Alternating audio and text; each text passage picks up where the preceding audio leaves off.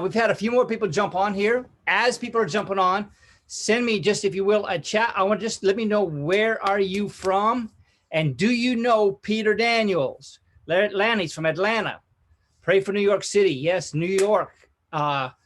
Steve Sexton is from Frisco, Texas. Lisa from Buffalo, New York. Elizabeth from New York. Ivy is from Hawaii. Aloha. Somebody here north of Branson. Somebody else, Boone, North Carolina. Oh my goodness, I love it up there. Fort Wayne, Arkansas. Billings, New Jersey. I know I'm missing out on a few. Graham's from Adelaide. Hey, Graham, good to have you on the call, my brother. Mike from Michigan is on. Somebody is on. Carpinellas are from Texas. Pat from Boston. I was on stage with Peter Daniels once. Hey, Pat, that's pretty awesome. That's a cool thing. How long ago was that, Pat? Let me know in the chat how long ago that was, when that was. And who else we got jumping on here? Jones in Fort Wayne. Laurice is in Arkansas. 1989, Pat said. Cricket in Billings. Yeah.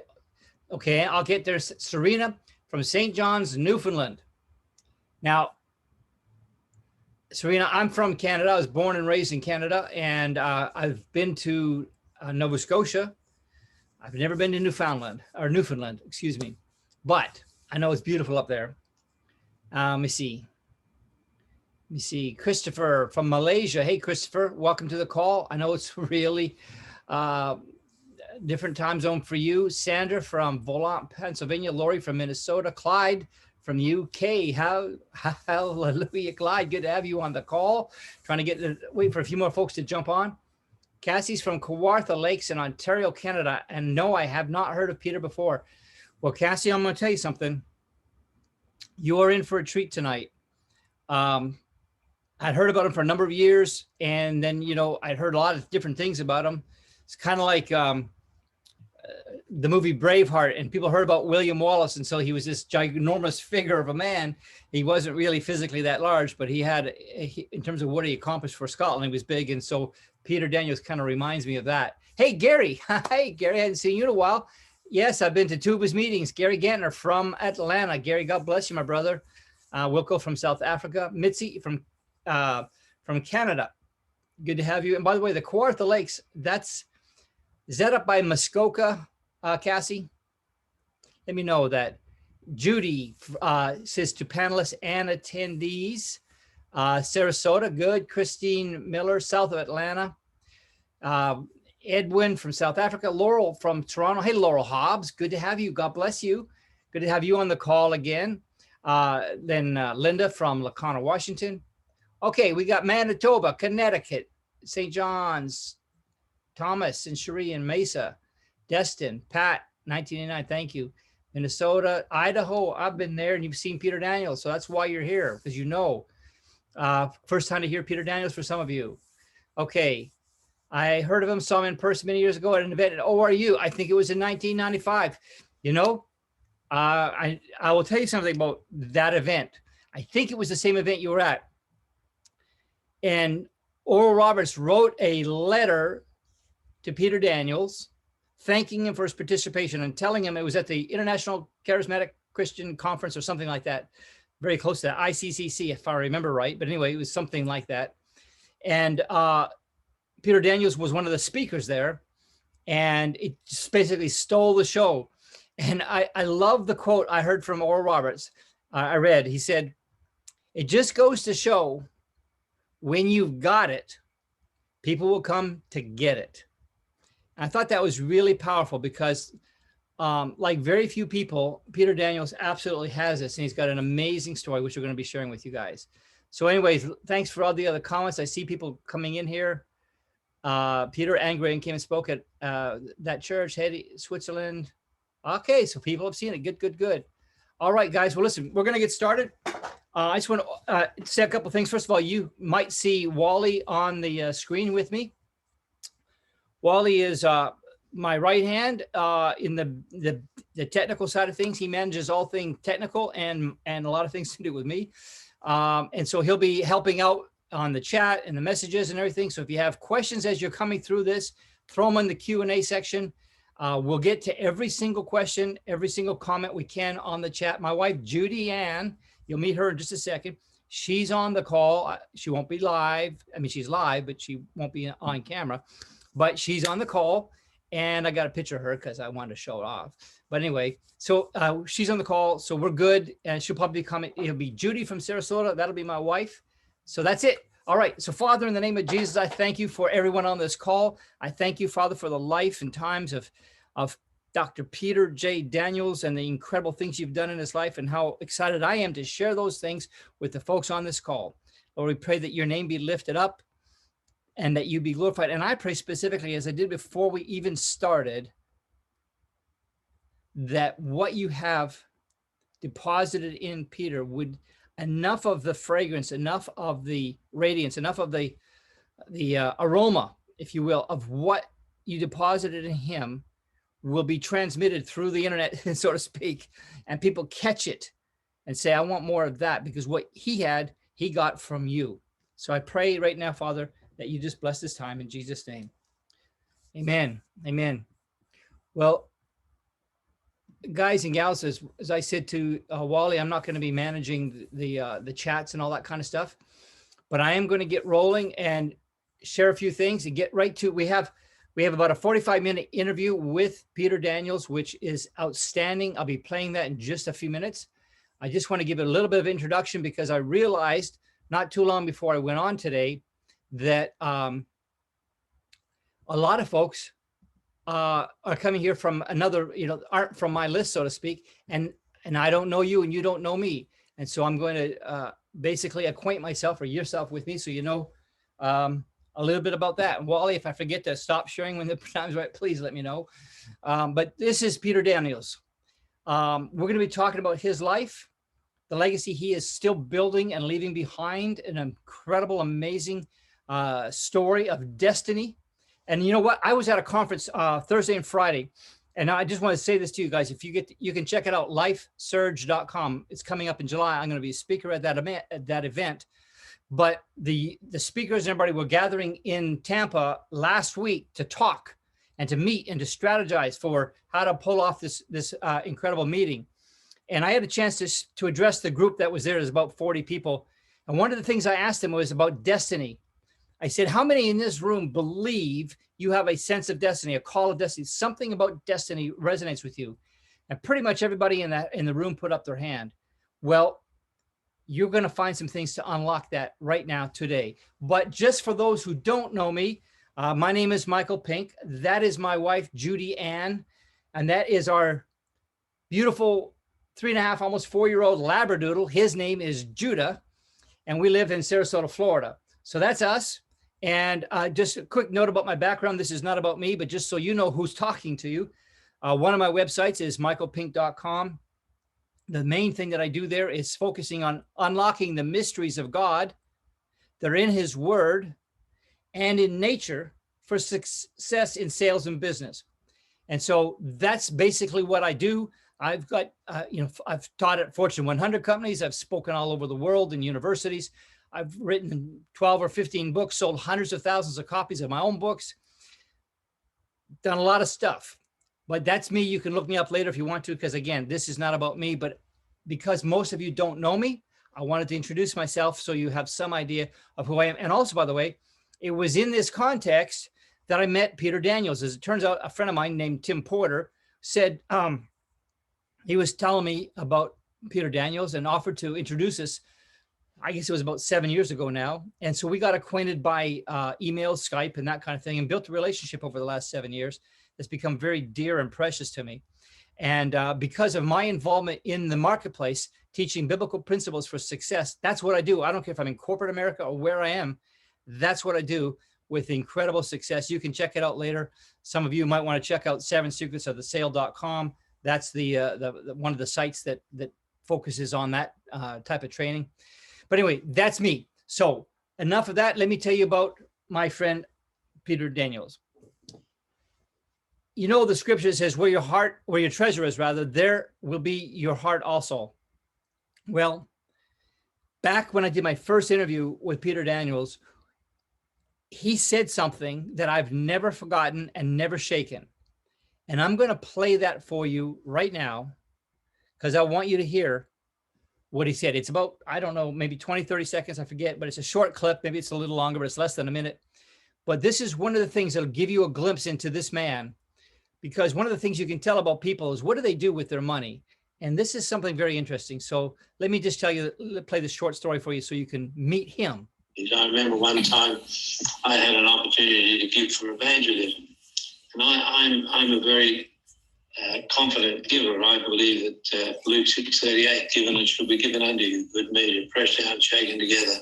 As you give out to others, so it will be given unto you. And remember, of course, that that talks about overflowing, which means there's going to be a little bit of wastage. But I saw a chance for evangelism, and I gave every dollar I had. Then I thought, well, I wonder how serious I am about this. So then I borrowed on my real estate, and I gave all that away. And then I went to the bank, and I thought, let's see how much courage I've got. So I borrowed on my reputation and gave that away. I didn't tell my wife for 20 years. I made it all back. In fact, he told me he made it all back in about a year and a half or so, maybe 2 years, or between 1 and 2 years. He said, I think it was about a year and a half. He got it all back and went on from there to become even more successful in business. So that's something about him. But he would write to me. We were communicating this year, and he would use this term, giving program. And I wondered, what does he mean by a giving program? You know, I've heard of some people, they start off tithing at 10% and they go to 15 and 20. And you know, I think it was G.W. Letourneau that apparently was living off the 10% and giving the 90 or something like that. So I didn't know what Peter Daniels meant by his giving program. So I asked him, and over a series of a few emails, he explained to me his giving program. And I wanted to share that with you because I thought it would be very important. We're not taking an offering, so just so you know, but this is something that I thought would be inspirational to you. It was for me. His life verse, he said, was Luke 6:38. And I think he explains later that when he got saved, he thought, well, I'm just going to see how much money is it possible for one man to give away in his life. And I'm going to tell you, I've been very, very moved by that and inspired by that. And it has absolutely radically changed how my wife and I are functioning in that realm to this day. So naturally, the tithe. I don't need to tell you about this. This is not a teaching about tithing. So they tithe. That's kind of a no-brainer. Excuse me. Then he did something called the first fruits. Now, when he talked about first fruits, I said, what do you mean by first fruits? First fruit off your apple tree? No.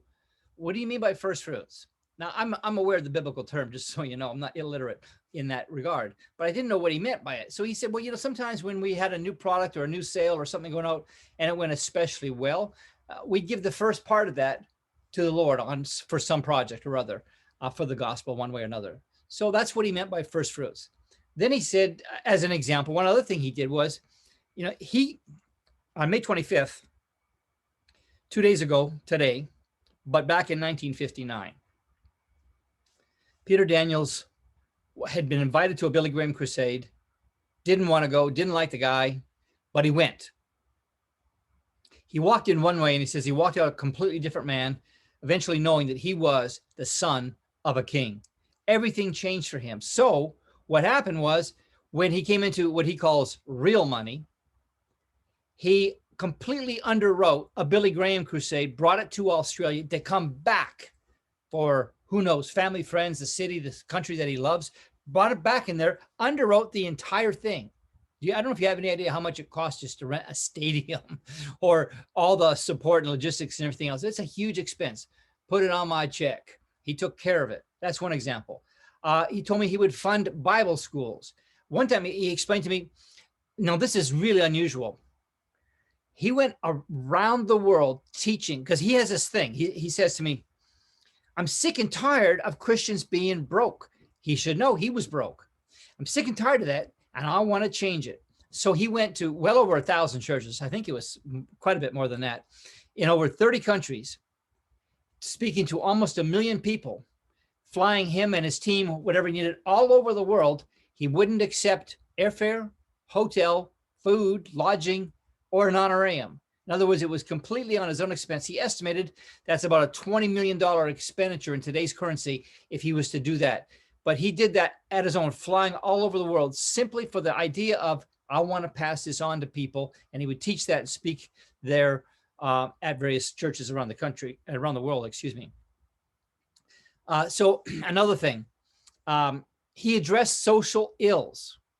Now he's going to be talking about that in the interview, so I won't get into that right now. But here's the thing. There are certain things that I don't like about the culture, that I'm not happy about. And think, what can we do about that? Instead of just griping and complaining, can we do something? Well, he did something so remarkable that it was historic in his country, getting something banned that was not good for the country. You'll hear about that in a minute or a few minutes. He served on ministry boards. And you think, well, what's the big deal about that? Well, he served on international boards like Robert Schuller, Youth for Christ, the Haggai Institute, and so forth. These are international boards. And that means to attend a board meeting, you got to go there. And they weren't in Australia. So he had to go fly to wherever it was to be on the board meetings. And so that was one way he gave, not only in his service, but of course, the expense of getting there and taking care of that. Interestingly enough, he also said, I give to my family. I love my family.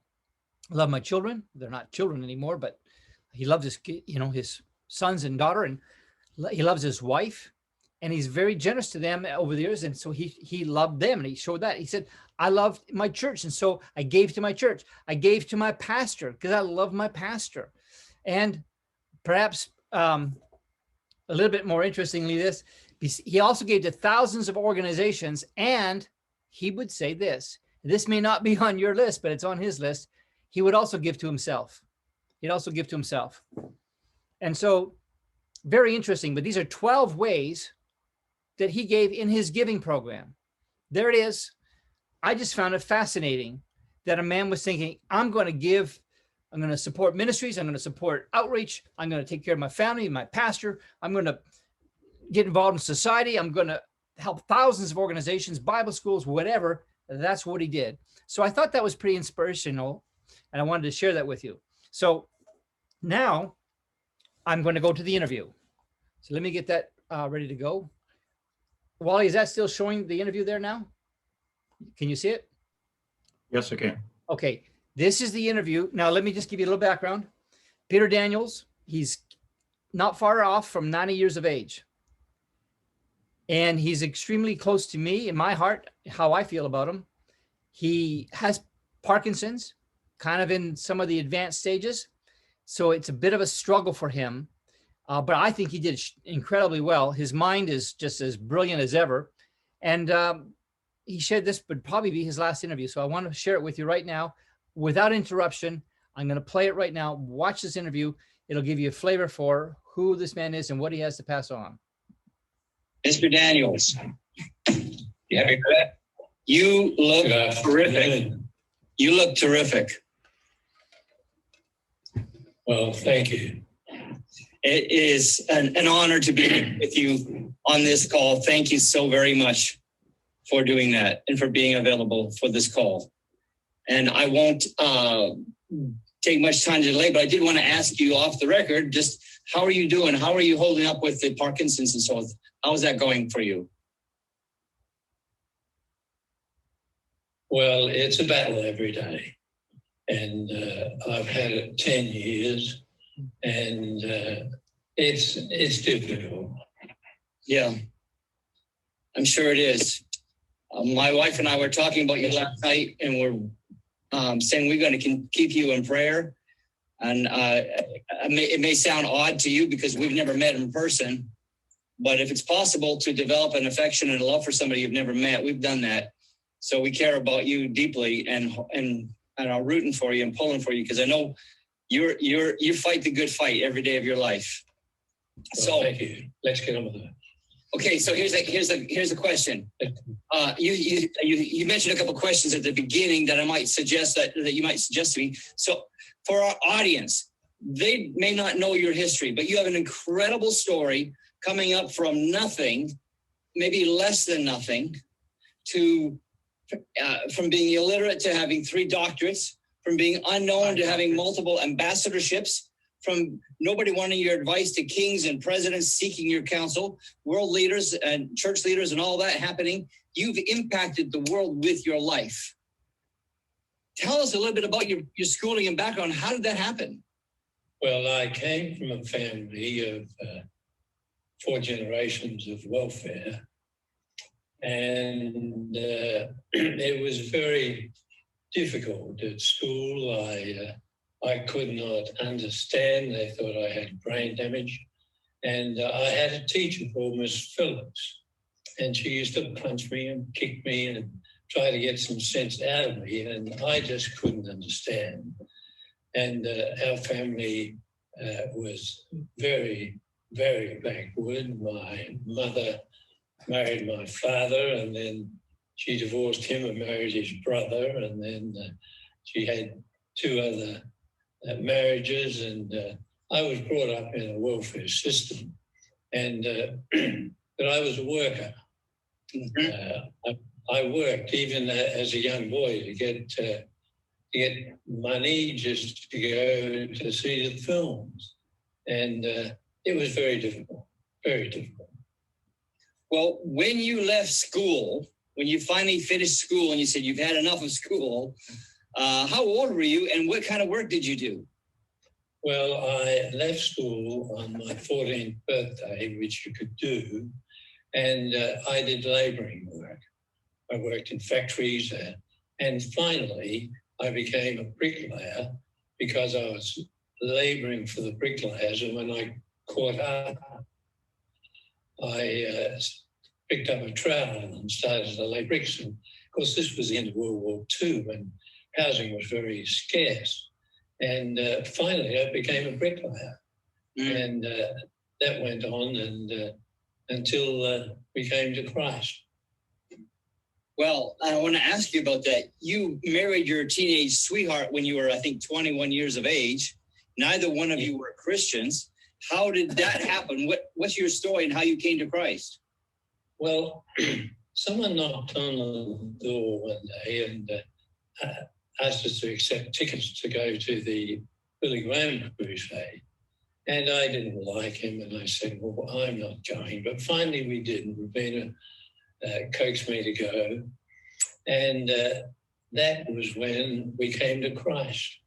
And some of my friends said, he walked in one person and marched out an entirely different person, and we just couldn't understand it. And one day I was building a chimney, and a man came on the job and said, hey, Daniels, I want to talk to you.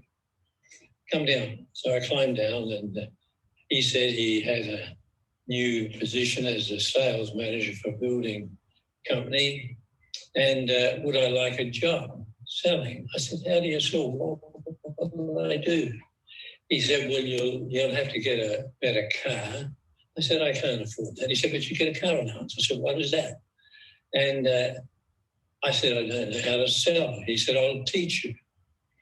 And to cut a long story short, I was a working machine. I work hard, very, very hard.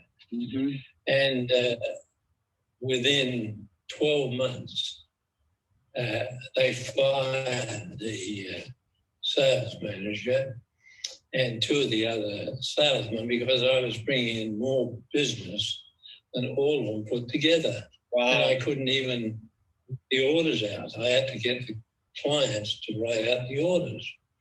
And I sold so much paint. I won a trophy for selling more paint than anyone else in Australia. And I'm colorblind. You're colorblind, and at that point, you're illiterate. Is that right? You couldn't. You weren't. I couldn't write out the orders, and I'm colorblind.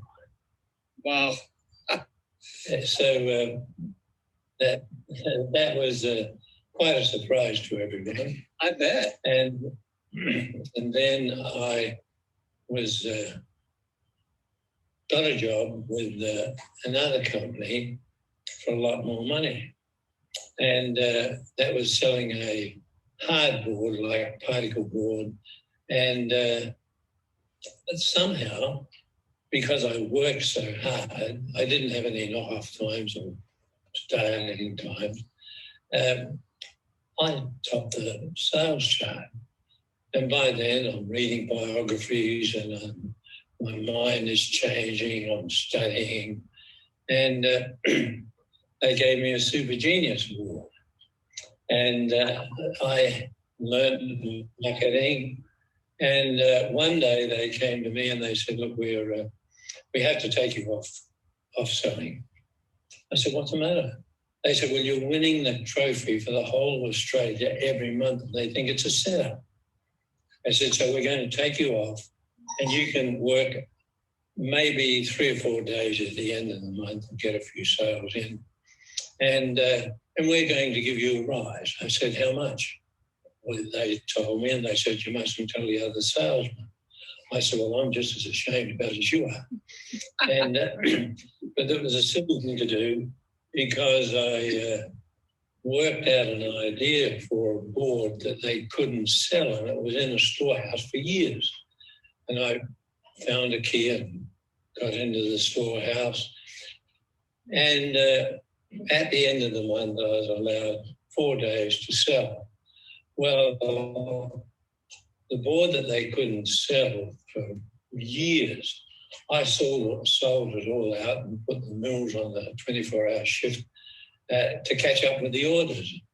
And they gave me another award, and I went as far as I could go there. And someone asked me to come and sell for them and double my salary. And still, I'm just trying hard. And the worst thing I did then was to go into business by myself. That was the biggest mistake I ever made. And I went broke 3 times over a 7-year period and finished up very badly in debt with credit cards and everything. And we had a creditors meeting, and I went to the creditors meeting and told them I'd pay them back. And they trusted me. And they said, look, you've never told us a lie. We'll trust you. So I went broke 3 times. But I have to ask you, how important was your career, your track record in sales, your professional development as a salesman? How important was that to your success later in life? Oh, very important, because it got all the rubbish out of my thinking. My wife said to me one time when I went into business and failed 3 times, it wasn't because I couldn't get the business, but I didn't understand economics. Mm. And at the end of that, I think it was about a 12-year period, I started to learn economics. I went to work and help a man, an elderly man that understood money. And I doubled his business and probably tripled it. And then I went into real estate on my own. But it took me 12 years, okay, and failing all the time. And my wife said, Peter, maybe you should get a job and work for someone and not go into business again. I said, no, God is teaching me, and he knows what a stubborn ass I am.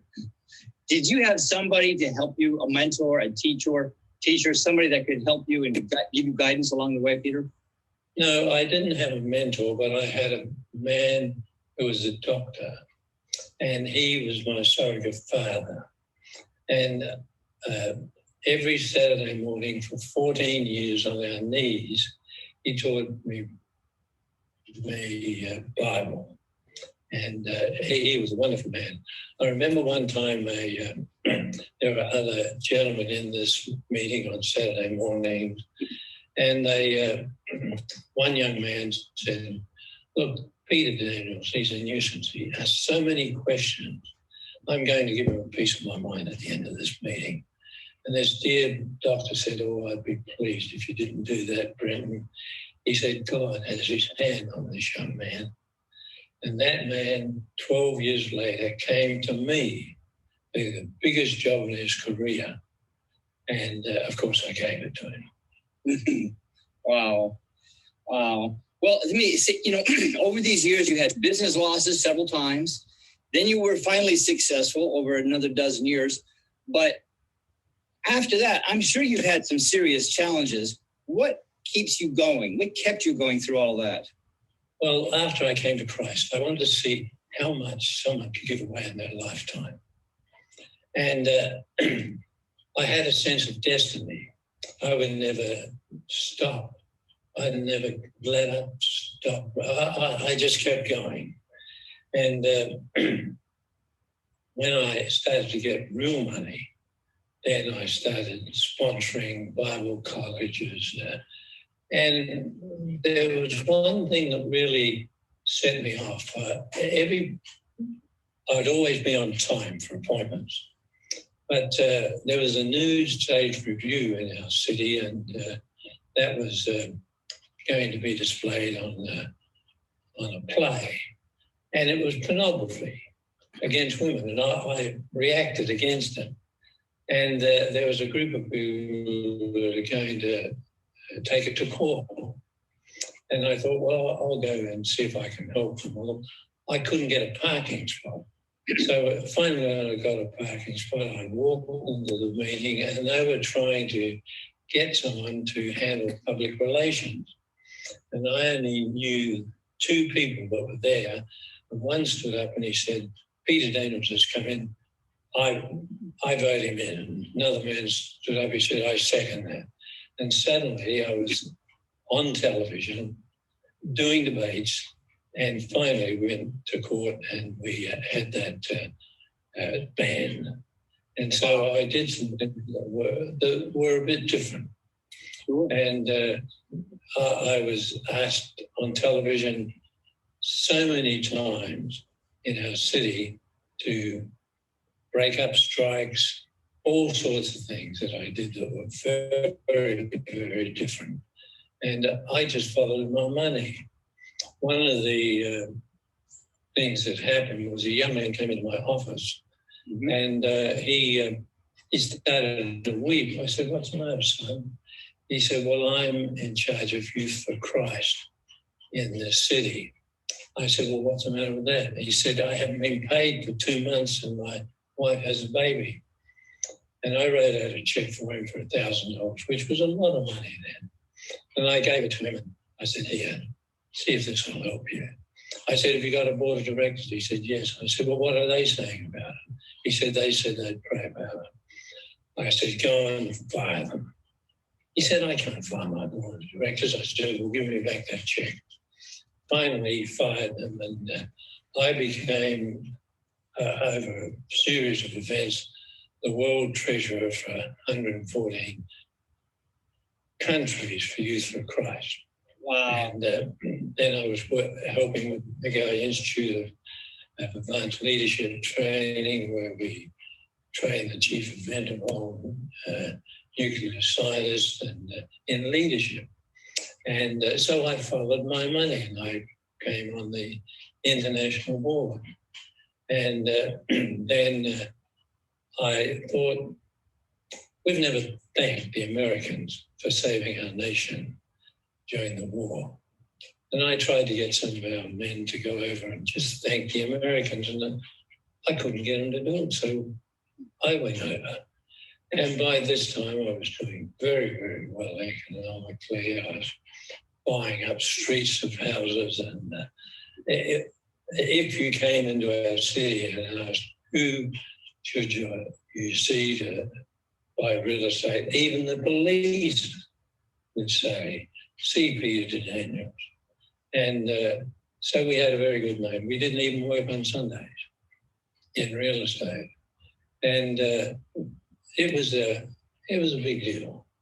And then when I went to America, and for the first time, my hero was W. Clement Stone. Mm-hmm. And he asked to meet me. How about that? Thoreau asked to meet me. We had the man that did the Back to the Future, the car, John DeLorean. Yeah. Asked to meet me, and it just kept going. Chuck Colson, Nixon's hatchet, asked to meet me. And it just didn't stop. And Bob Schuller was in trouble, and I got him out of trouble in Australia because they weren't paying their bills, and I got on television and raised the money, and Bob Schuller was quite anxious about it. He said they can't do that. And they said, well, Dr. Schuller, they've sent us a check for $250,000. He said, let me see that check. And then he called me. No, he's offside. He called me. And he said, Dr. Schuller wants to thank you. I said, well, why isn't he calling? He said, well, he's busy, so I know. And he rang back and said, oh, I think the phone was, we had a bad line. I said, no, I hung up on you. I said, if Bob Schuller wants to thank me, tell him to ring me himself. And slammed the receiver down, and Bob Schuller called back and asked me to go on the international board, and I raised all the money for the East Boundary.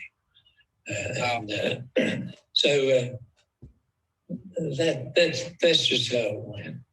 Well, you know, it could not stop.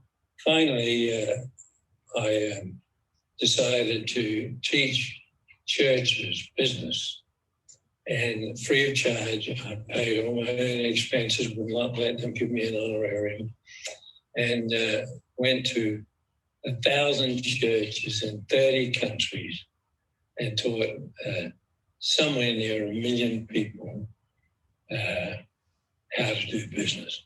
Wow. And it's been suggested that it created more millionaires in the Christian church than anything in history. now that's a very big claim. That is amazing. And what I noticed about what you shared in the story that I didn't know, I didn't put it together like this, was that not only were you successful, that's a singular accomplishment by itself. And then not only did you take your funds and give millions of it away, but you did something else that probably had a bigger impact. You used your influence and the God-given wisdom to help ministries and other organizations solve problems, whether it was a ministry or whether it was the local police sorting out strikes or international ministries like Our Power with Dr. Robert Schuller or Youth for Christ or whatever it is. So you use your time, which is the one thing that you can't replace. You can replace your money, but your time is gone, and you use that. And that's a very rare thing. So you used all three things. You used your knowledge. You were successful in business. You gave money, and you used your abilities on a big scale to change the culture, to get a nude review kicked out of Australia, to take up the cause for women, to do all these kinds of things all along the way, so that literally people of fame and fortune all over the world were calling on you.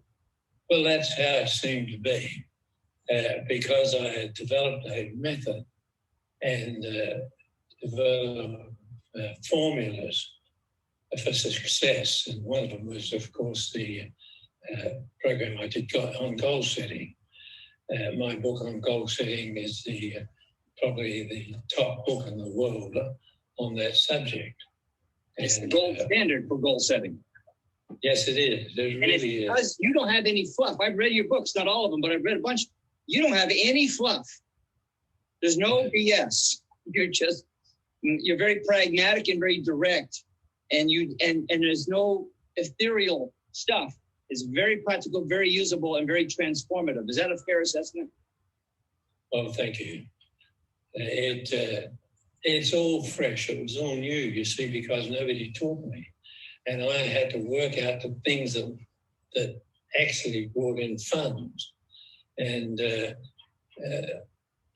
I had large numbers of people come, even in the commercial world. I think one time we had 30,000 people at one of the lectures I gave. Wow. In Russia, I was getting thousands of people in Russia. Even today, people from Russia will fly into our city just to spend time and be counseled on business. And they fly all the way from Russia. You're like a modern day Solomon. They said that there came from all the kings of the earth. they sent their men to hear the wisdom of Solomon. They came to hear that. And it said that Solomon spoke about trees, and he spoke about animals, he spoke about all kinds of things. And they said they came from all over the world to hear his wisdom. You're a modern day Solomon who did not have a noble upbringing, but you had a noble adoption. The Father, you were adopted by God the Father into the family of God, and boom, you took the time to get into that. How important was this time that you spent studying the Bible in the Word of God? Because there are a lot of Christian business people that the Bible is somewhere on a shelf someplace. But it seems to me, if I understand your story correctly, it would play a more central role in your life. Is that true? Well, I asked the difficult questions. For instance, people think that Jesus was poor. I hired people to investigate what value was the gold, frankincense, and myrrh. And that's in our Destiny program. We share that. And I asked the very difficult questions, and if there was not an answer, I searched for the answer. It was important for me to put the right message out there, because there's so many people that say, well, I'm not built for this, but I'll look for someone to finance it. Well, let us be the financiers. Let us get it done. And so many people they're frightened. They should be full of faith, not full of fear, and go out and get the job done. You've put together this program here, Destiny of the Third Millennium. And I bought this from you a few years back. I've got all the materials, the books inside it, the workbooks, the courses. And first question I want to ask you is, why did you put that together? You didn't do it because you're thinking of some creative way to make a few extra bucks. It was important to help people get their act together. So many Christians say they want to do something, but they're full of fear. They don't know which way to go. And this is a step-by-step story and with things to do to make them a better person and help them to supply the funds to get the job done. See, people ought to go and look at one of our websites, www.danlch, and they will find some material there to help them. But I would recommend, and thousands of them being sold, to get that program, Destiny of the Third Millennium, and that will change their life. I get emails almost daily from people around the world saying how it's changed their lives and put their families together, and they've been able to finance some of the work of God in all around the world.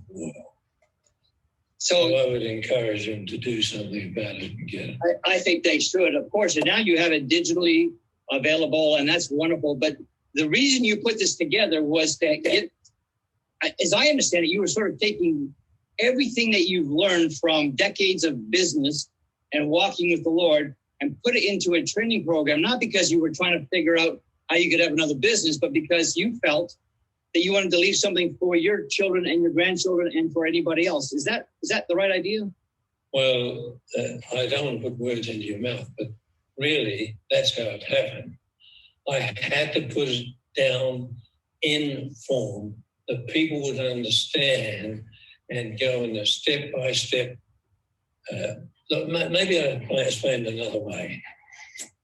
One of my heroes is Winston Churchill. Okay. And there's a story when he was 10 years of age, he and another boy called Evan were running around in the woods playing.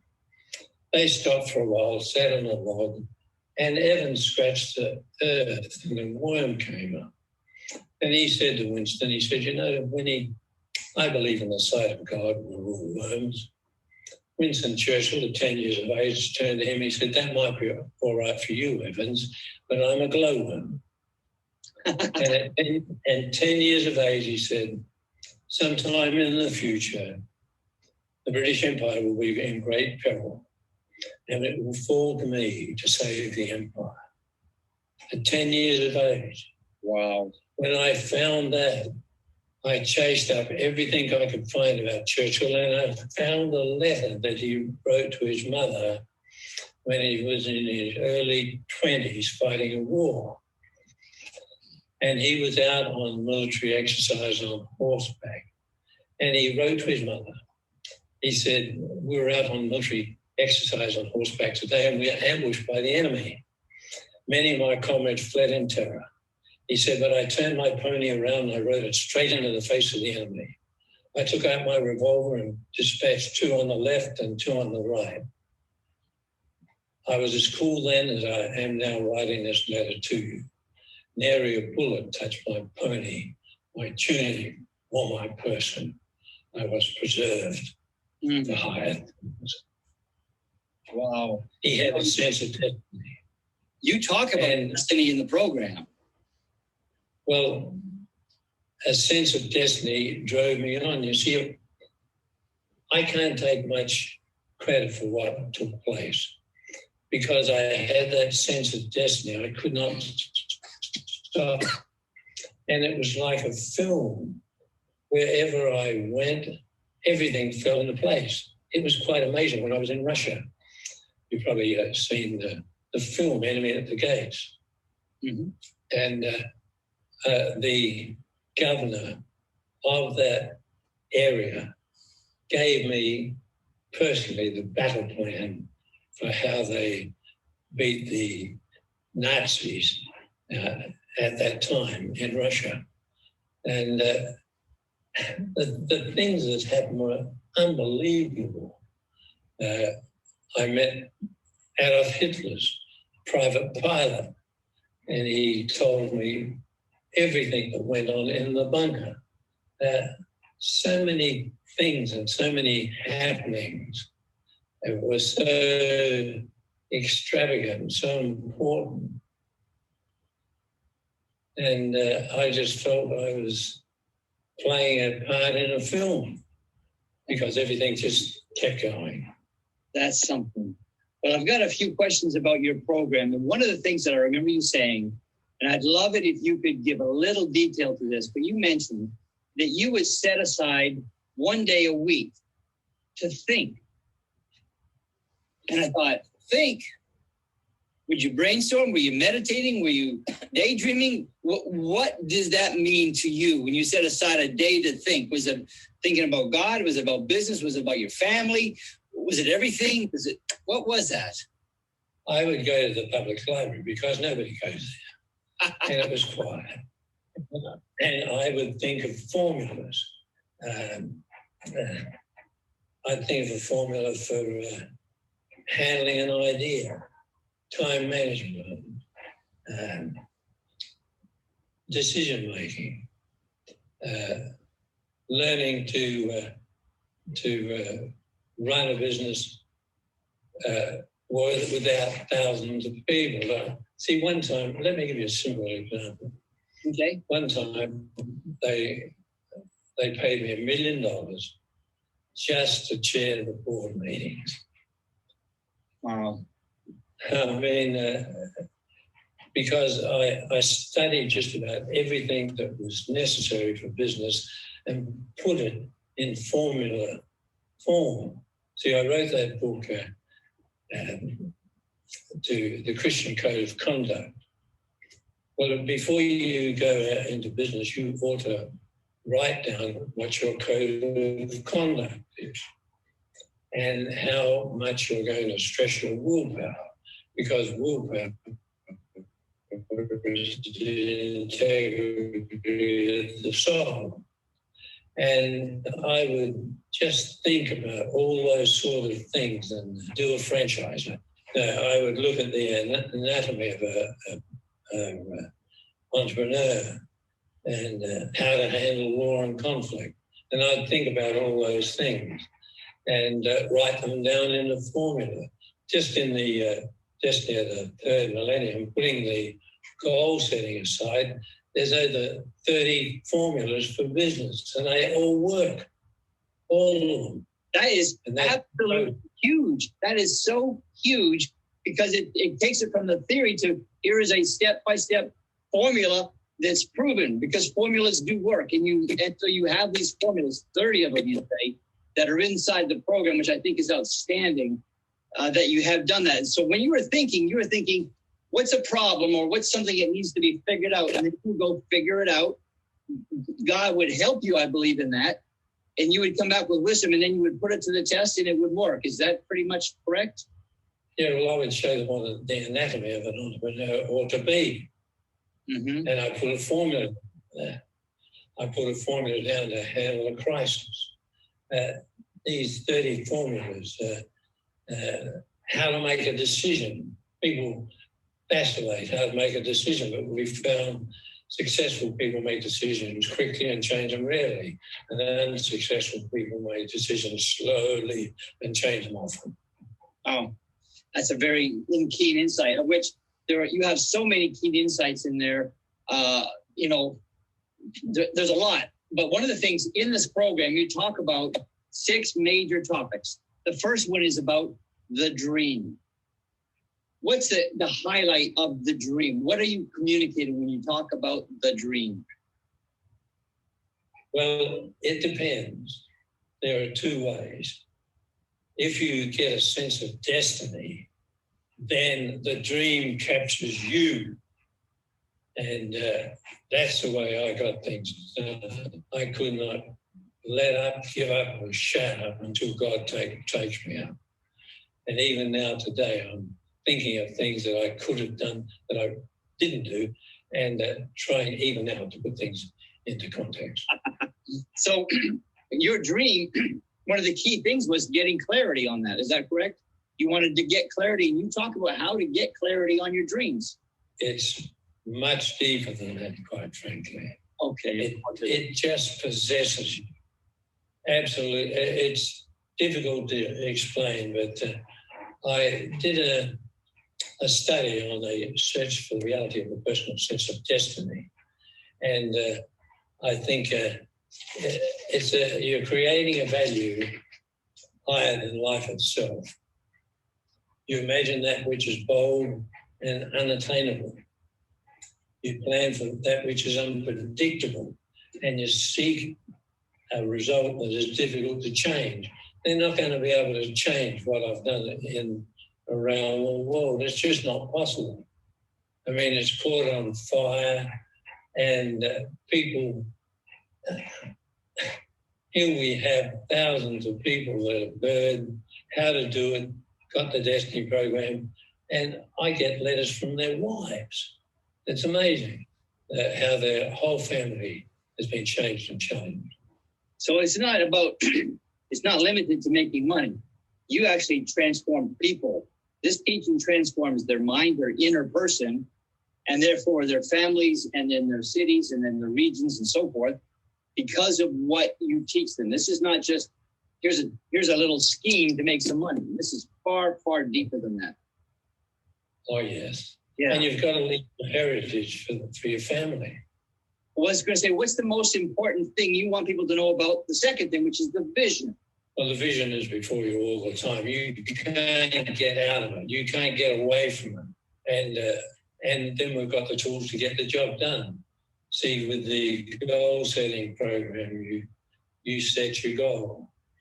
You set out your strategy.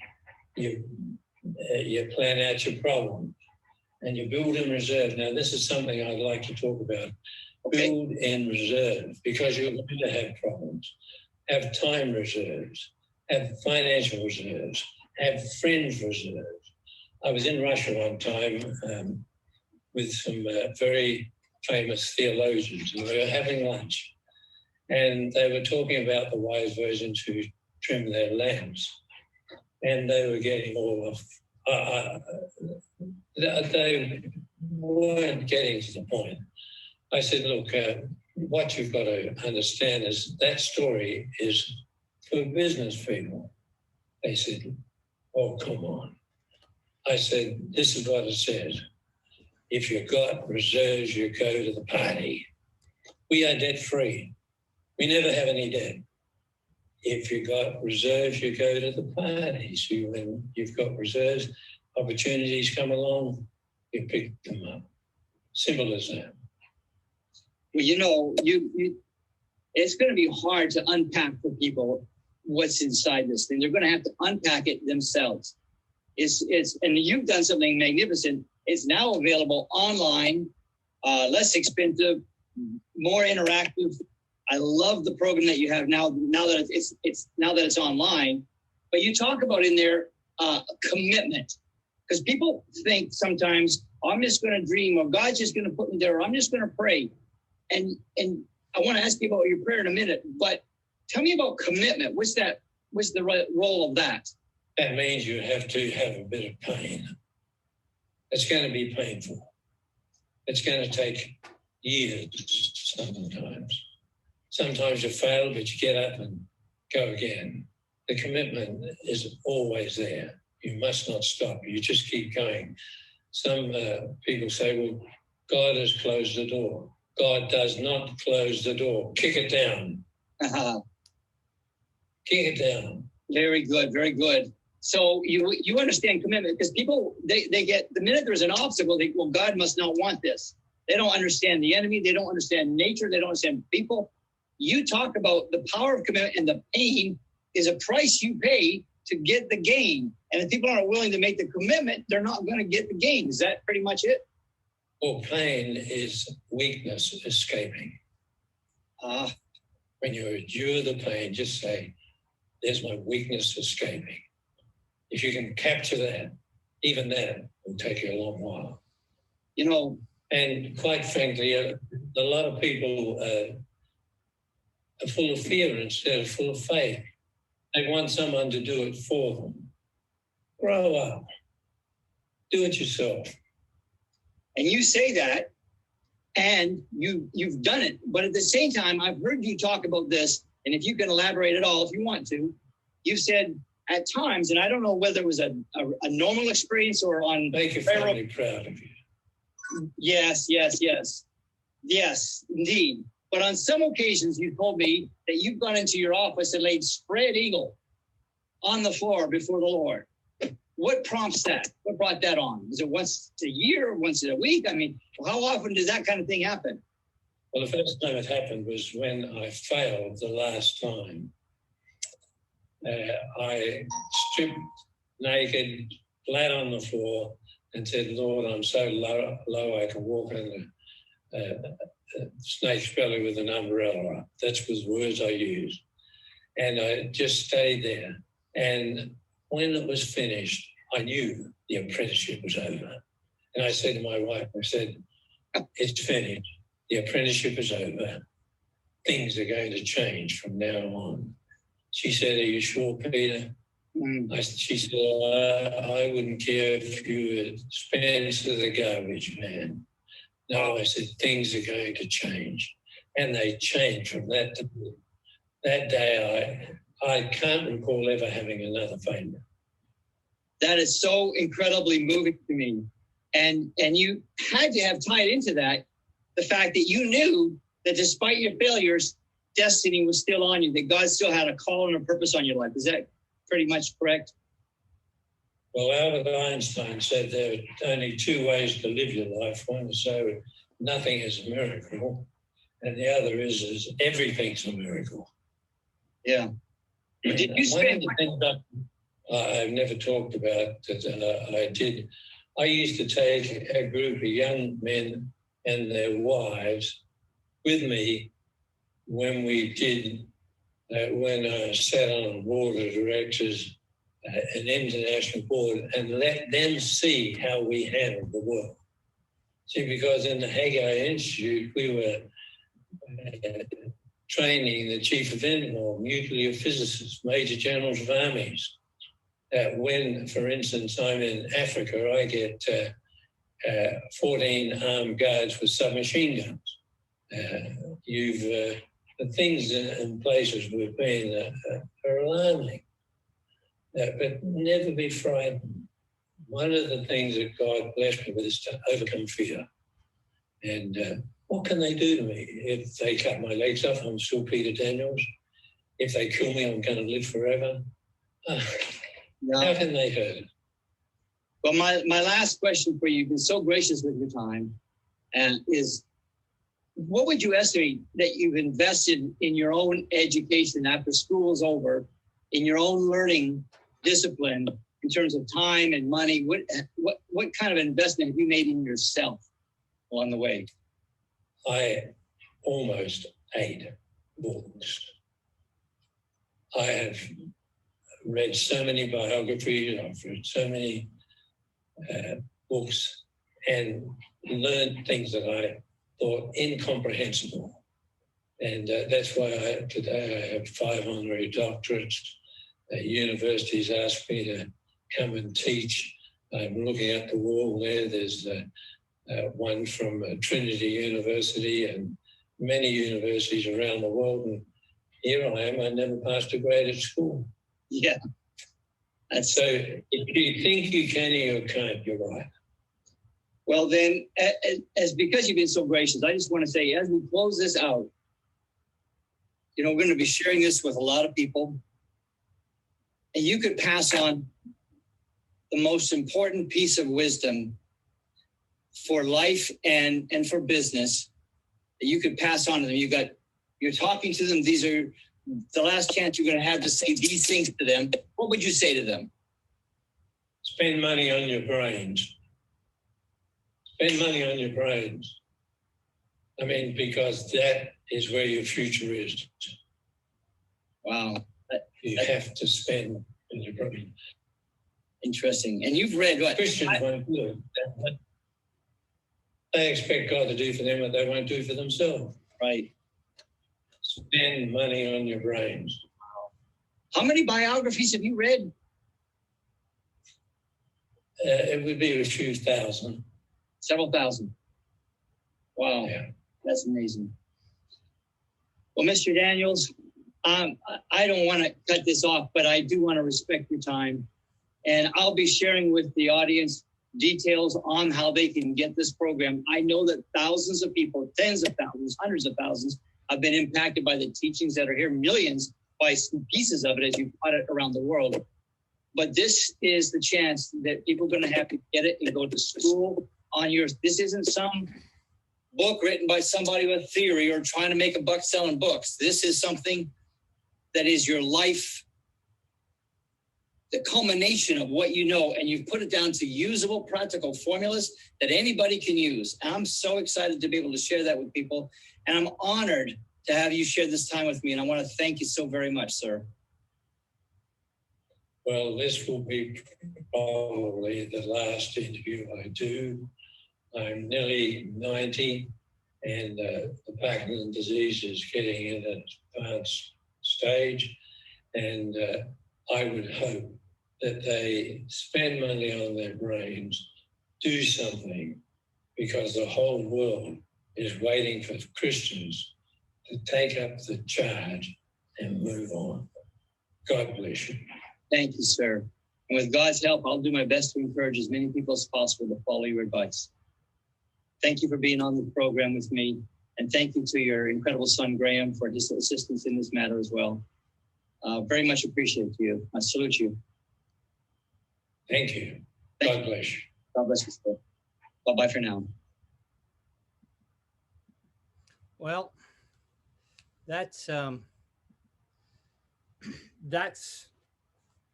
Peter Daniels. And I will say this, that in the conversations that I've had with him, the impact on me has been immense.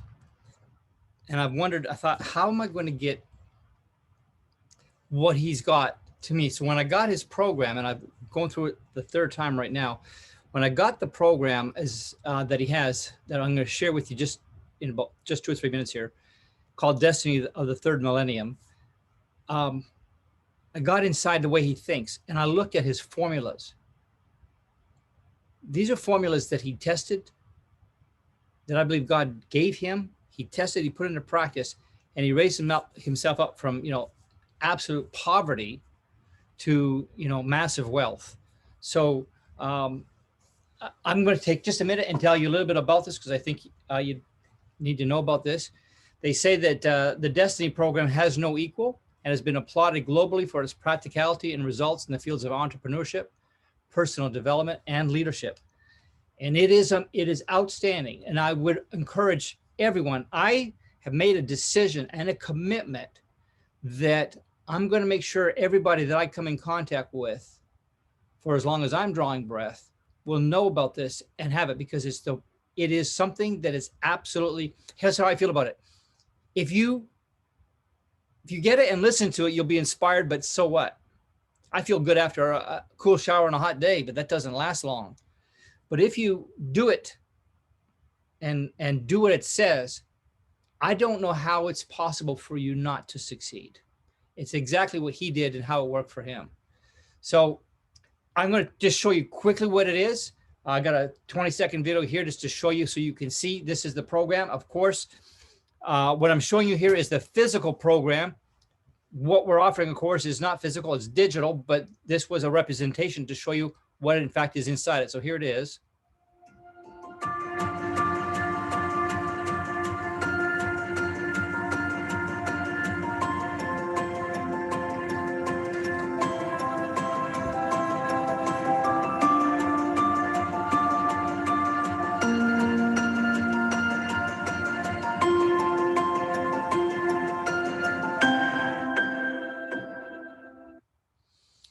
All those books that you saw, there's 3 books there in a workbook, and audios and video, all that is digitally what actually comes with the program. And so the digital version includes 2 online videos. And by the way, you got any questions, throw them in the box right now. You got any chat comments, throw them in the box. I won't see them right away, but I will. But Wally, hopefully he's on the ball here, and maybe Judy is as well, and can give you some answers on that. But there's a couple of videos. There's 6 audio modules containing a total of 43 short lessons.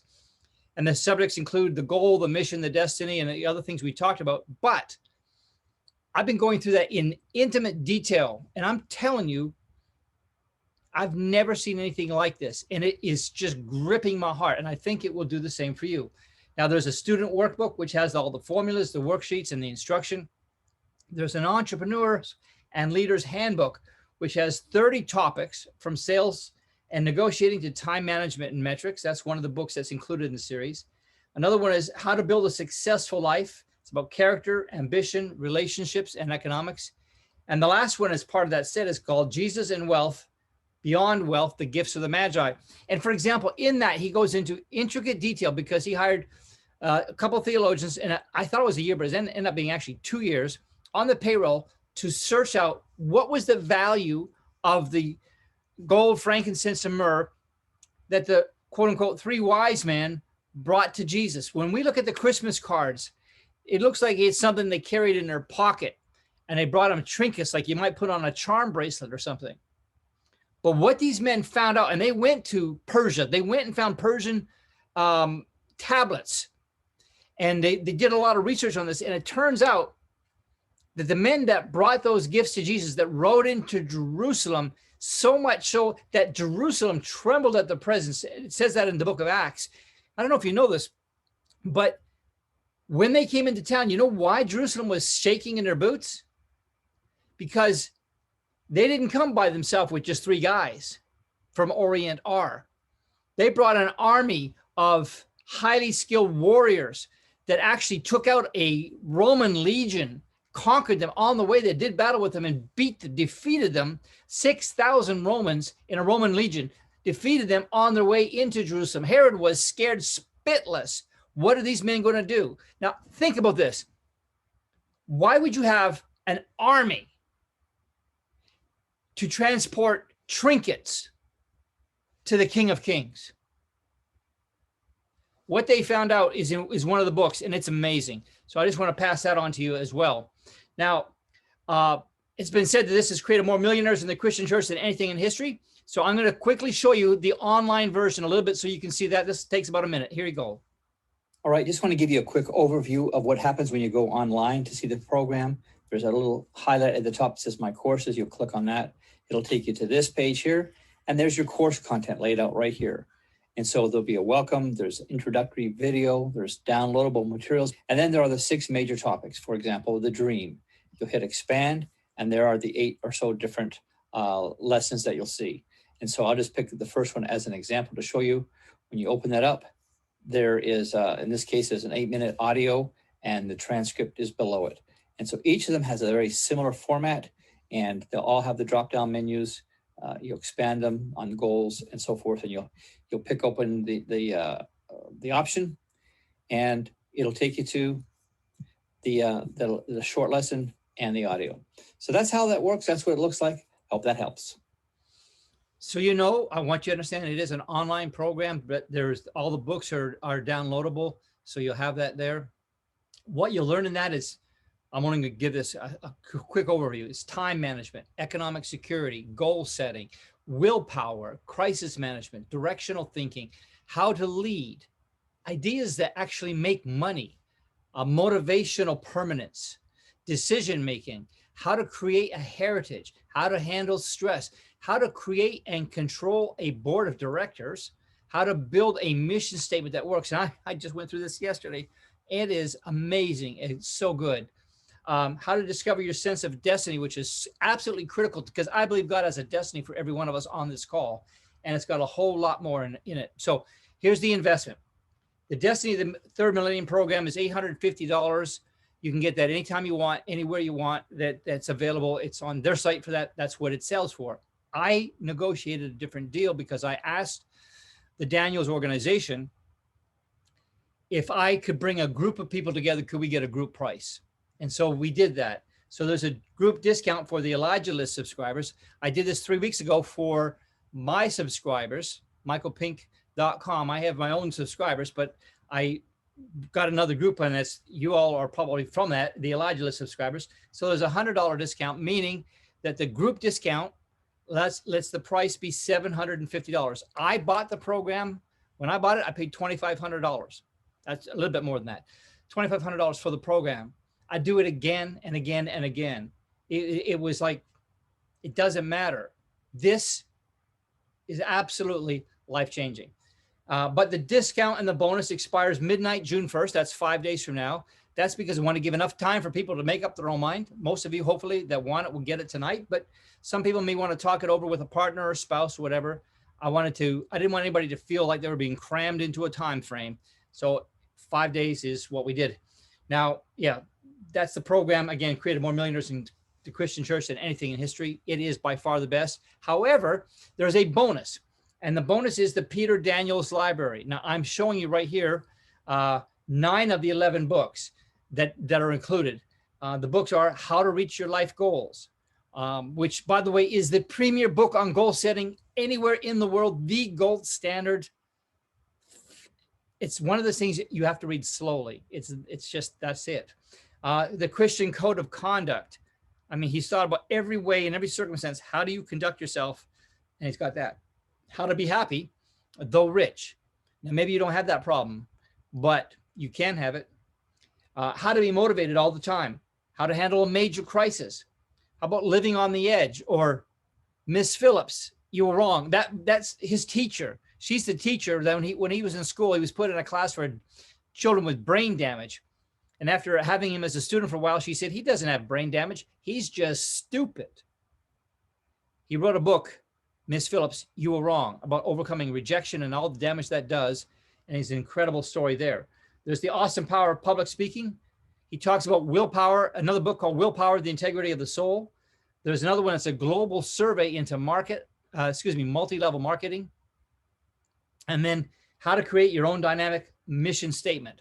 So those are the 11 books that I asked also, I said, in addition to the discount, can we get anything else? So they agreed to put in the Peter Daniels library of 11 other books that are available in a download. This is digital materials. It'll be downloaded to you.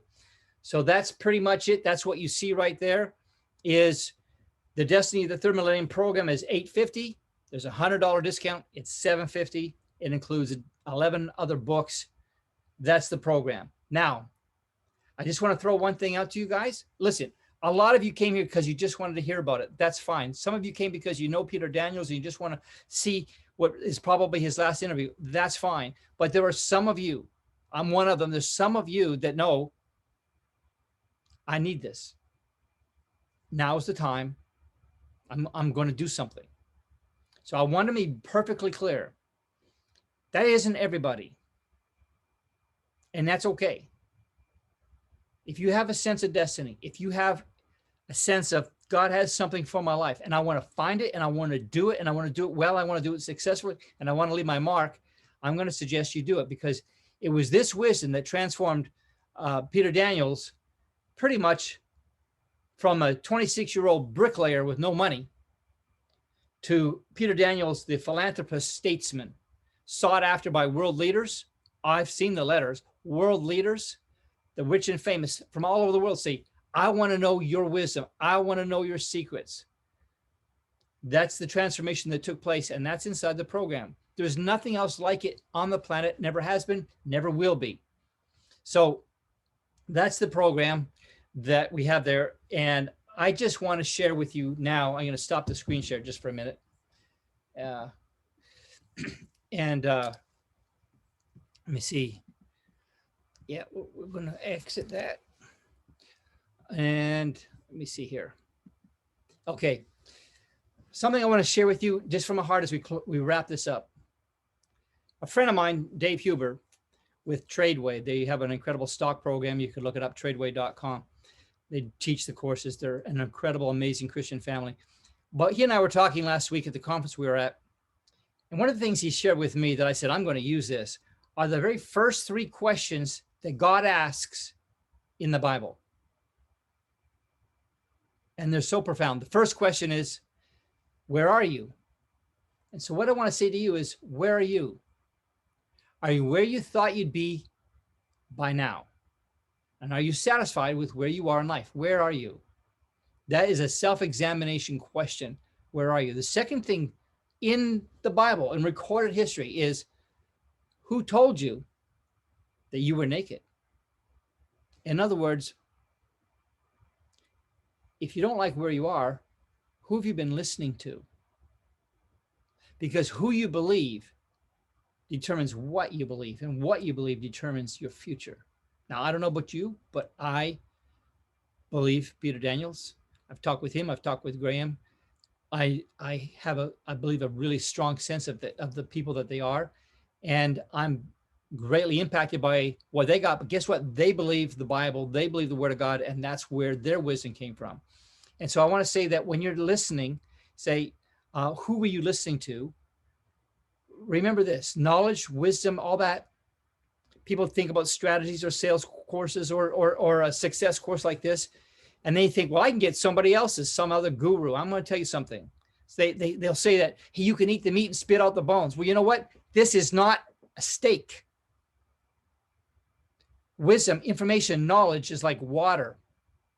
You can either drink it from the Mississippi River or you can get it from a clean, pure mountain stream. This is that, in my opinion.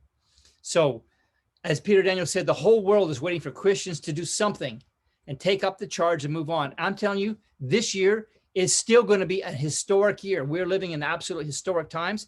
And I don't know about you, but I don't want to watch history from the sidelines. I'm jumping in again with both feet, both arms, both eyes wide open, because this has got me pretty much fired up. I want to change history. Maybe not for the entire world, but I am going to change it for my family. And maybe you would too. He also said, I'm sick and tired of seeing Christians be broke. And that's why he created the program. It definitely was not to help his cash flow. It was to help yours. It was to help mine. It was to help us. It was for his family, his natural family, and then his church family, the body of Christ. And it's a lifetime of learning and achievement boiled down to what arguably is the most powerful program for success in life on the planet. And it's created more millionaires in the body of Christ than anything like it in history. Now, I don't know if Wally's done this because I'm not watching the chats. I'm sorry, I can't do everything at once. But if you want to get it, there, you see the URL is 7secretsofthesale.com/Peter. 7 secrets of this. Pardon me? Put it in the chat already. It's in the chat. Okay, it's in the chat. So you can go there and help yourself to that now. Because in my sense, it's kind of like It's kind of like being mentored. This is your chance effectively to be coached by Peter Daniels, because you can listen to this anytime, as often as you wish. And you'll never get another chance to be effectively be mentored by another Peter Daniels, because there's only one. He's not just a rich guy. That's not the story. There's a lot of them. I could care less about it. What we have here is a man who came out of the dirt, couldn't read or write, 26 years old, bricklayer, changing the world. And he took the time. God's mission for him was to get this and take the time and write it out for your kids, for your family, for your loved ones, and ultimately to pass it on. And he did it. Not because he needed a business, because this wasn't his business. Trust me on that. Christopher asked the question, how did Peter learn to read? You know that? Yeah, yes, I do. Thank you for the question, Christopher. He told me. He said what he did was he went out and bought 3 dictionaries. He put one in his bedroom by the bedside. He put one in the bathroom. You can guess why. And he put one in his automobile. And he would ask people, tell me what this word says. And he studied it until he knew every word in the dictionary. He knew what it meant. Took him quite a while, but he got it. And that's how he taught. And then once he could read, it was like somebody just opened up everything. He read immediately. He read like 2,000 biographies just to get started. His mind was a magnet. Like he hadn't been able to read his whole life, and now he can. Whew, this giant sucking sound came, and he just began to read and read and read and read science, history, philosophy, medicine. Of course, the Bible, you know, he had a deep, deep grounding in that. But he did all this, which made him so valuable that chairman of the, you know, say, hey, will you chair our board meetings? We'll give you $1 million. Why? Because he knows stuff. There was a company in Texas that paid him about $1 million for a 15-minute piece of work he did. And you say, that's a lot of money for just 15 minutes. Well, truth is, it was only 10 minutes, as he told me. But they made 120 million off of it, so they were pretty happy. It's because the wisdom that is in him is incredible. But I do want to say one thing so you don't misunderstand it. If all you're going to do is listen to it and enjoy it, maybe this isn't for you. This is for people who want to absolutely change their life. This is a big deal. It's a big, big deal.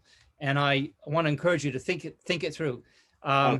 Phoebe asked the question, is there a way to get the list of the biographies of the people that he read? Well, he's told me he's read about 5,000 biographies. Yeah. So I think that might be a bit challenging. But I can tell you one of his favorites is Winston Churchill. That I know. And of course, he studied the Bible extensively.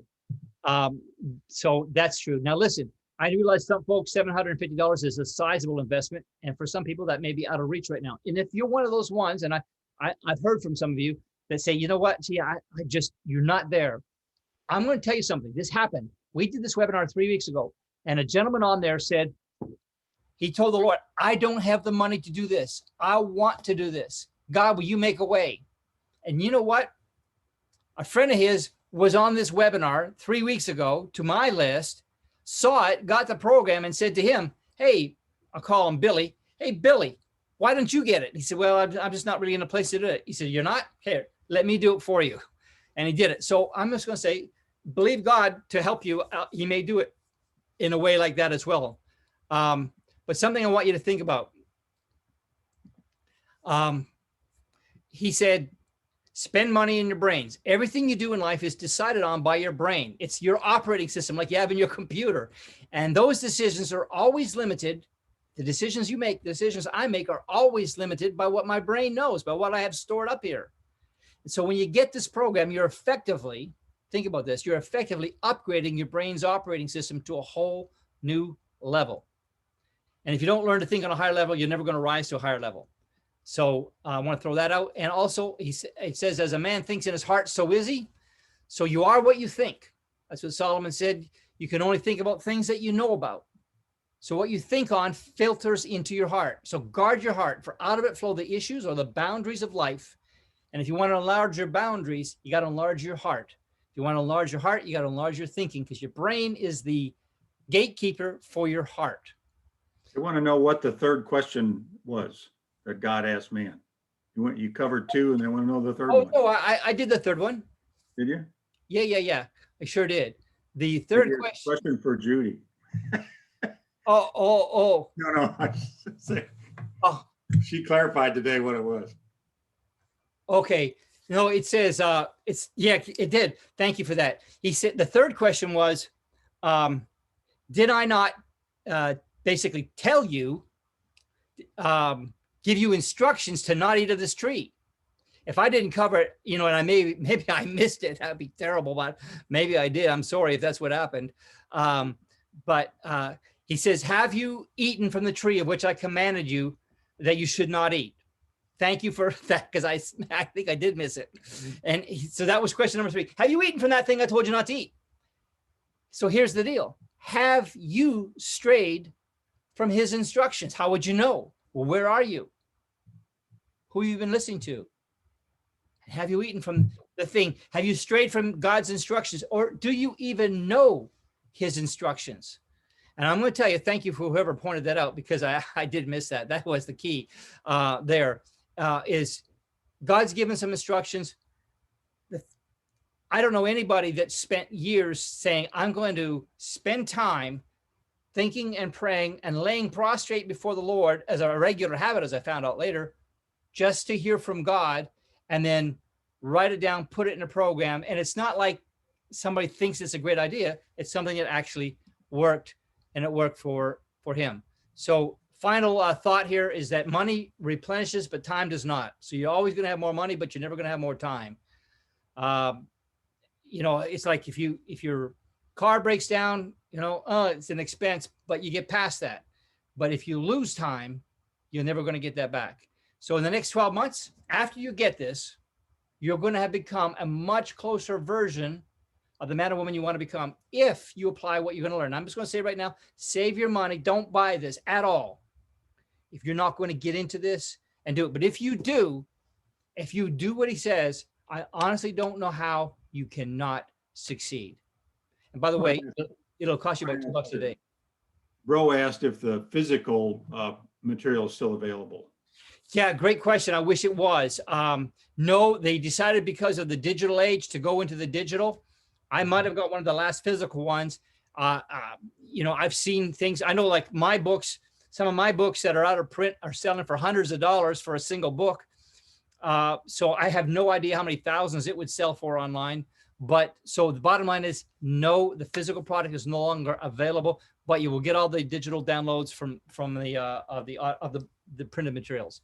And lastly, I got to say this one thing, and then I'll take any other questions people have. This is the last thing I want to say is we do have a 30-day happiness guarantee, which means if you're not happy with your investment for any reason, even if it's day 29 at midnight, you can request a full refund and you're going to get it. So there's no risk. Just go to 7secretsofthesale.com/Peter, and you will have access to this thing and you'll be able to get it. And I would encourage you to do that. But because I've been diving into this really deeply, again, this week, actually, just really spending time in it, I realized the weight of it. It is a very heavy, heavy thing. And,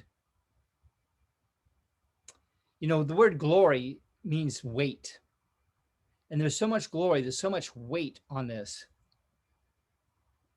I just don't know anything like it. You've seen the man. I don't need to tell you anything more. If you didn't see something that resonates with you, I just want to thank you for being here, and that's fine. But I know there are people, because it happened last time and it's happening tonight, that people are on right now that have joined this webinar and said, I can relate, and I want to go that direction, and I want to follow. And if that's you, we're going to help you do it. So let me see if I'm missing anything. Hey, Peter Scully, man, I see you from a missionary in Uganda. God bless you, man. You got over that thing you were dealing with, the malaria, whatever. Congratulations. Yes. I see the question from Christopher. Yep. Yep. Yes, you're welcome. Listen, I don't want anybody to feel, listen, there's zero pressure at all. None. What I want is I'm laying it out for you, and I'm ecstatic about it. I think it's amazing. So I wish I'd had this, you know, when I was in my 20s. I wish I would have, but I didn't. I can't go back in Regretville, but I'm here today. And I'm going to tell you, in a month from now, just doing it for a month will so change you. You will be soaring high. I remember one of the people on this call. Yes, I see Houston. In Jesus' name, I'm expecting, I desire this. The baton has been passed on to me. Yeah, you know what? I'm going to say something to you, friend.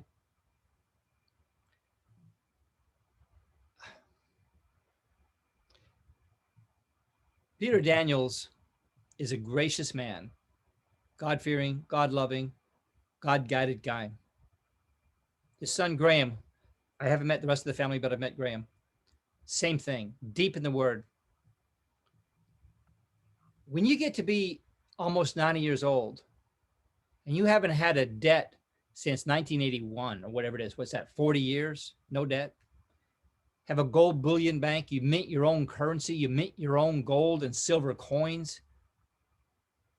World leaders call you for advice. When you're that, and you're thinking, no man knows when the end comes. Well, every man knows that it's closer today than when it was yesterday. And Peter Daniels is saying, I want to pass this on. I've created a program. And what we achieve too cheaply, we'll esteem it very lightly. So I want to encourage you to just think that one through just a little bit. Let me see what else is here, Wally. And I don't even know where the Q&A is. So if there's anything there. No, there's nothing there. Okay, I'm getting in the chat. Yep, that's me, John. Yep, I'm believing God help me. Well, thank you, Clyde, for the third question. Yeah, that one, I missed that. I didn't mean to miss that, but I got it now. Okay, I see that. Is there any way to get to, okay, we got that. Lord told me to learn all you can, but unfortunately this time I can't afford the program. I'm watching everything I can to learn. I've already got something, time management. I think I need more. I'm going to tell you something. I don't want to disagree with anybody here because I don't know anybody's personal situation. But I would say this.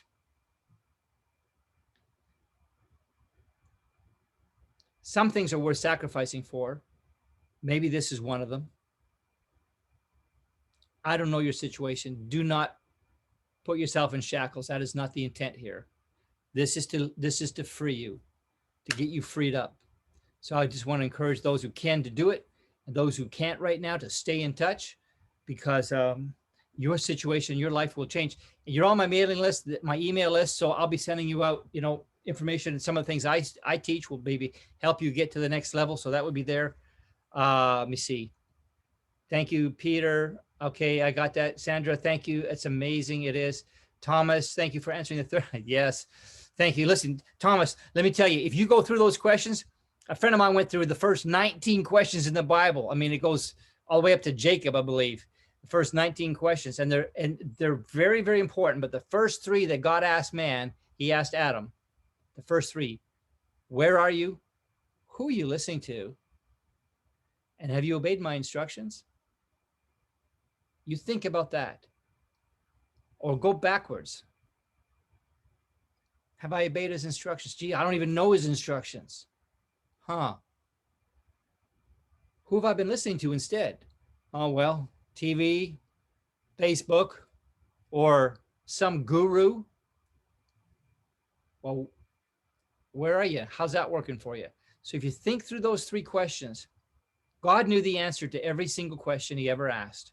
He didn't ask it for his benefit or for his knowledge. He asked it for their benefit. So I'm asking you for your benefit. Where are you? Who have you been listening to? What kind of water is in their well? What are you drinking? And have you followed, do you even know articulately the kind of wisdom that God imparted to Solomon that Peter Daniels has shared and lived out? Do you even know what those instructions are? Because if you don't, you can get them. So that to me, when I heard that from my friend Dave Huber, I thought, wow, those three questions rock my world, because they apply to everybody. So anyway, I love it. Purchase it. Hey, Gary, got it. Thank you, Gary Van Gorp. I'm glad you got it, brother. Elizabeth, I will try seeking my destiny impaired deeply. I need this. Been listening to wrong voices. Let me see. Elizabeth, listen. What happens, Elizabeth, is people, we all want to do well. And so we listen, we search for, maybe this person's got it. Maybe this person, they seem to be successful. And what we get sucked into sometimes is somebody, just because they got a lot of money and they flying around in a jet, we think they're the one. Never mind the fact that they're New Age or they're Scientology or some other nonsense. I'm telling you, this is not that. If you don't like where you're at, say, who have you been listening to and have you been following the instructions? And if you don't know what the instructions are, this is a good place to get them. So anybody else have anything else to say? If I missed any important things in the chat, Wally? Nope, everything's been covered. All right, listen, guys, I know that folks have naturally signed off. I want to thank everybody for coming to this webinar and to hear something that you will never hear again. I don't know. I don't have any other webinar planned like this. I wanted to do it live with Peter Daniels. He wanted to do it live, but we couldn't work it out from we had keep changing our dates because of, it's a tough battle he's in. So something you can do, here's an investment you can make. If you can't make the investment in the program, do this for me, do it for him, pray for him, make it, hey, I'm going to pray for him.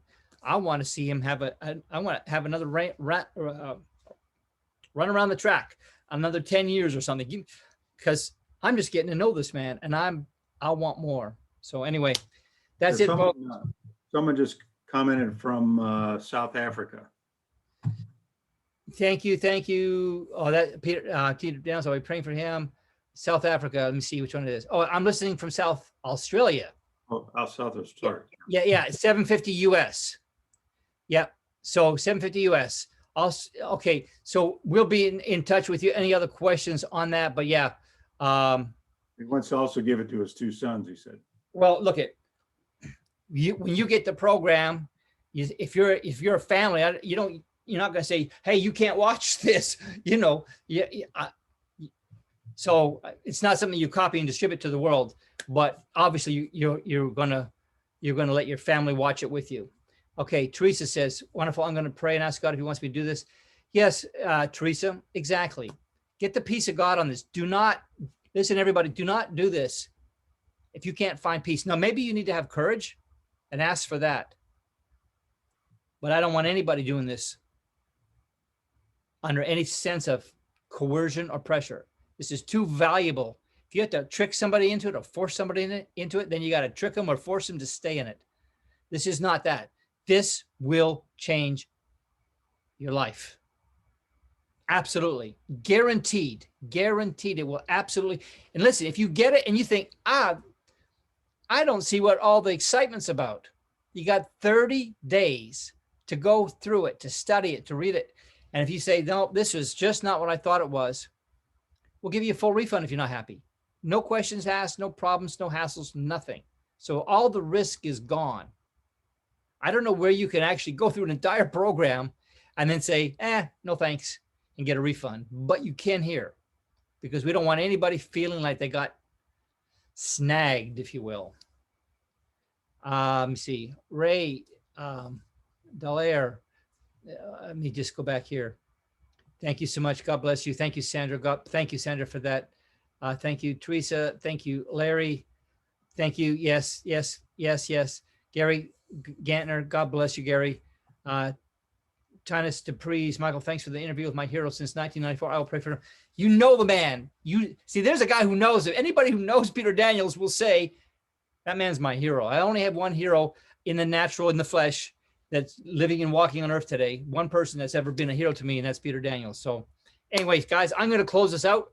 Father, in the name of Jesus, I thank you for everyone that you will speak to their hearts, everyone that you want to get into this, to drink from this well, that you will make a way for them, and that you will make it clear for them, and that you'll give them the courage and the conviction, and then knowing inside their knower, yes, I need this, I want this.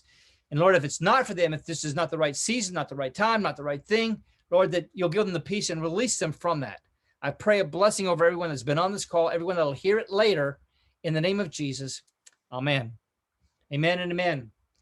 Thank you, guys. Donna, thank you. Michael, all wisdom comes from God. Yes, Michael, God bless you. God bless you, Ivy. Thank you, Arlene. Thank you. Yes, thank you. Let me see, Arlene. Oh, yeah. The interview brought me to tears.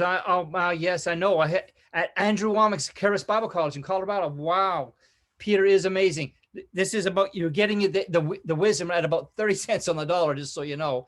So that's great. Stumbled across this on Elijah List, had heard Peter's awesome testimony decades ago. I have gold and silver from him. Thank you for this blessing, Lynn. You are absolutely blessed. Amen. And amen and amen. Amen. God bless you all. Thank you. Fantastic. Is there a replay? We were on the road. Joanne, this is recorded. God willing, the creek doesn't rise. It will work. And if it did, which it should, because Zoom says it does, we will post that hopefully by tomorrow. And we'll send out a link to everybody that registered. So yeah, we'll get that. You're welcome, Elizabeth. God bless you. Ken and Caitlin. God bless you, Ken and Caitlin. Neil, bless you guys. Bless you. Bless you. George from Melbourne, Australia. Woohoo. All right. That and Peter Scully and everybody, all my friends and everybody else, God bless you. God keep you. Galaxy A21, thank you so much. Praying for Abba to make a way to do this. Abba, bless you. Galaxy A21, listen, I'm praying for you right now. I prayed late now. God, make a way for these people that want it. Lord, show them, open their eyes and say, wait a minute, I can do this. I pray right now that you give them the creative ideas on what they can do to generate the funds to be able to make this happen. Whatever that is, Lord, I ask you to give them favor, give them innovative ideas. If they had to, could they do it? Here's something I just want to throw to you. There's several of you I've just seen in the comments that said, I'd really like to, but. So I want to throw this out to you. Whenever I wanted to do something that I thought was going to be really hard, or maybe I wasn't sure if it was even possible, I would basically say to myself, what if I had to? What if the stakes were that high that I had to come up with $750? I just tell this quick story. I know there's only a few people left on the call, but I still tell it for those of you that are listening. You know, I do sales training and consulting all over the world, business consulting, Genesis business model, all that kind of stuff. And years ago, somebody called me from Texas and said to me, hey, Michael, you know, what do you do? And I told him what, you know, the kind of consulting I did. And it was 3 days and it was several $1,000s to go out there for a 3-day thing. It was sort of an exploratory thing, plus expenses, et cetera, et cetera. And he said, I don't really have that money. If I do, I'm going to have to cash in my insurance program or do something. And he said, is it going to help me? If you come out here, is that going to help me? So I said this to him because he didn't want to spend his last money, his last hope on me if it wasn't going to work. And what I said to him was this. I said, do you have any kids? He said, yeah, I got kids. I got grandkids. I said, you have grandkids? Tell me about your grandkids. He said, well, I got, you know, they're 3 and 5 years old or something like that. I love them. I go fishing with them. They're the best thing. I said, if your kids, if you got a note today, because he told me his business was about to collapse. He had no money left. He's going to spend his last money on me. And he said, I mean, he's in a dire situation. And I said, well, here's the deal. Because you want to know if it's going to help you? Here's the deal. Do you love your grandkids? Of course I do. If you got a note from them and the note said, you not a note from the kids, but you got a note, a ransom note that your grandkids have been kidnapped.